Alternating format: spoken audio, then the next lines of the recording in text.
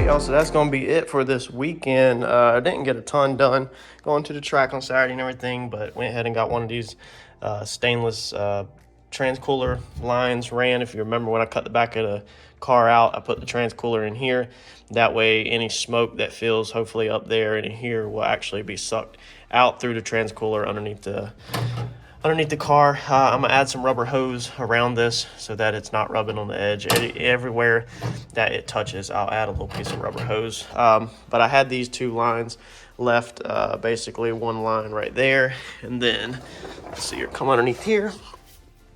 So it basically comes out through the floor and then goes up around the rear end, up and over, spin you all around, and then we're gonna tie it together right over here near the forelink, and we're actually gonna put a line pressure sensor right here. So I'm gonna tie these two 6A ends together with a line pressure sensor, and then the wiring for that will go in inside the car right there. But besides that, the line will just run up the side of the subframe connector,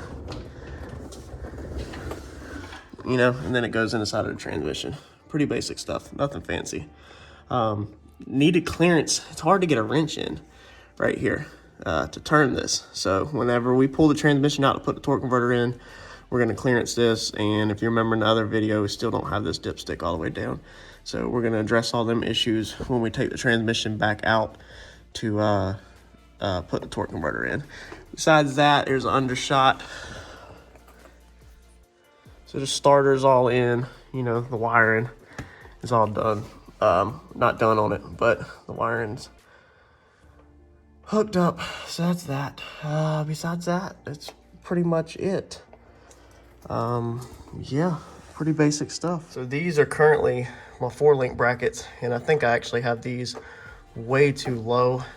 When I built the car, like I said, the car was sitting higher up than it is now. So I'm thinking we're gonna order the Tin Soldier low prep 4-link brackets and cut these completely out, and do a little more research on how high my front 4-link bracket should be compared to my rear end, and set it, redo all this and set it right.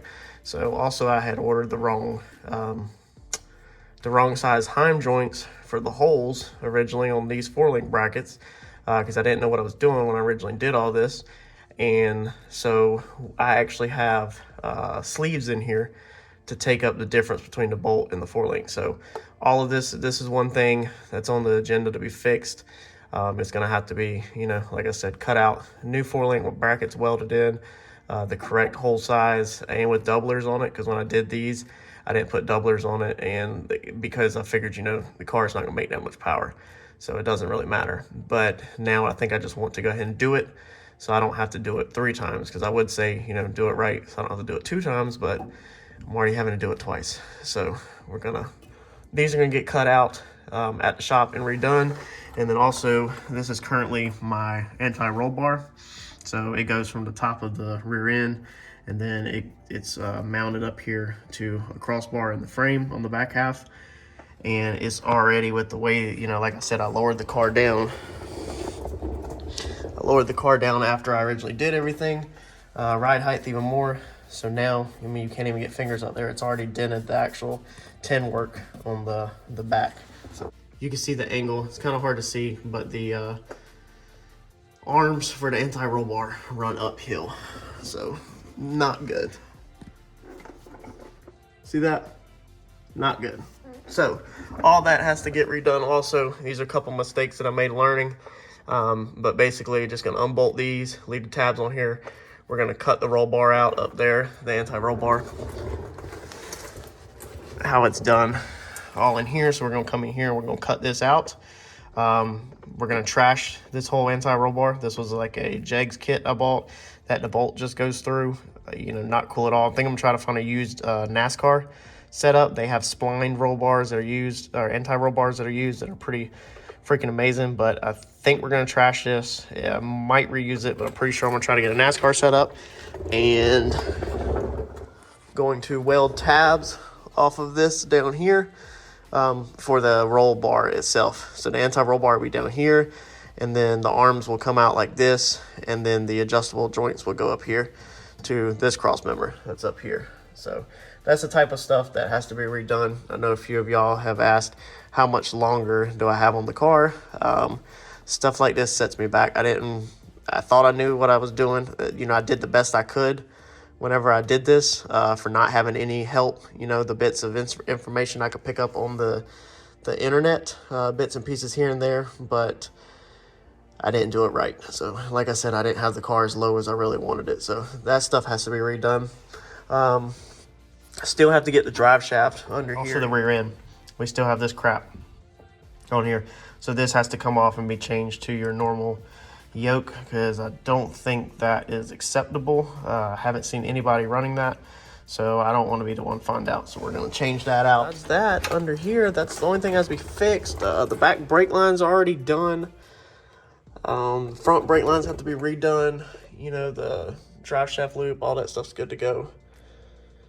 So yeah, and I might also we might be changing out to a wishbone instead of this triangulated crap, but we'll see. We've already also cut this in half and added this nut in here to be able to turn it, because the Heim joint kits I had did not have them on there, and I needed to extend it because it was too short. So a couple mistakes I've made, but it's a learning progress. So that's going to be a wrap on this video for right now. I'm about to order some more AN lines, some used ones off of eBay, and keep moving forward with that. And then, like I said, need to continue fixing problems, but at least we made progress this weekend on, a few things. I also think we're actually going to, I think I'm gonna go ahead and make a board on the wall, like a dry erase board, or even a notebook in there, and get my final checklist together. The stuff that needs to be finished on the car that hasn't been done yet. Because I'm nearing the final stage, wiring, plumbing, drive shaft, torque converter, redo the 4-link brackets, possibly change to a wishbone. We probably won't right out the gate. I'll probably just leave it like it is.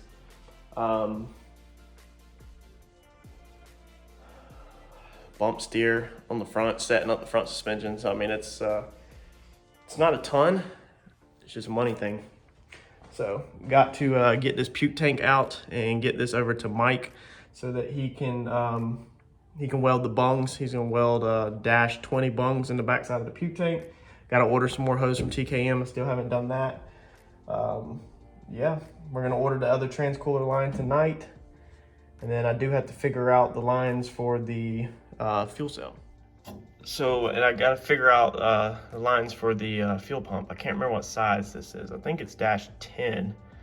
I gotta figure all that out, because that's, you gotta tie that fuel pump in. That fuel pump is getting tied into another fuel pump that will come on under boost. This is just gonna be for street driving. It is a factory Mustang fuel hat, factory setup. So all you gotta do is literally knock your retainer ring off, and then the whole assembly comes out. Let's see here, what else back here. Relay board. I need to add, I think, one more relay. I don't know if I have room. I was talking to Mike the other day, and thinking about moving that board, building a different one, now that we've changed some stuff up. But yeah, I think I'm gonna get together a final checklist, man. The wiring is what I'm really dreading more than anything. I got to get on the ball with getting some of this stuff over to Mike.